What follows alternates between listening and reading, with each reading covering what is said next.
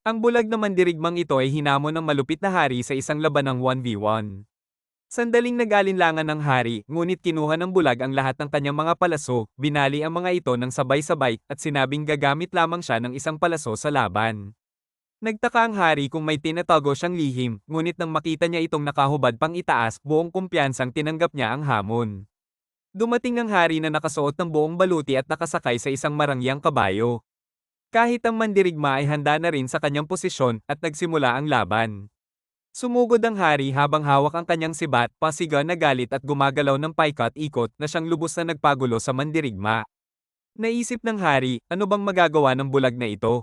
Ha! Tatapusin ko siya agad. Pagkatapos, galit siyang sumugod ng buong lakas at inihagis ang kanyang sibat.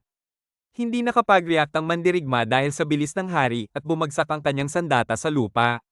Gayunpaman, kapwa nilang nabawi ang kanilang sandata at ngayon ay dumating na sa huling tira. Sa pagkakataong ito, inalis ng malupit na hari ang isa niyang paa sa estribo, lumihis sa isang gilid, at muling inihagis ang kanyang sibat. Ngunit ang mandirigma ay may matalas na pandinig. Narinig niya ang tunog ng estribo at nalaman niyang yumuko ang hari sa isang gilid. Kaya't malakas siyang tumalon pakaliwa kung saan naroon ang hari at pinakawalan ang kanyang palaso gaya ng isang tunay na mandirigma. At bago pa man maunawaan ng hari ang nangyari, tapos na ang laban.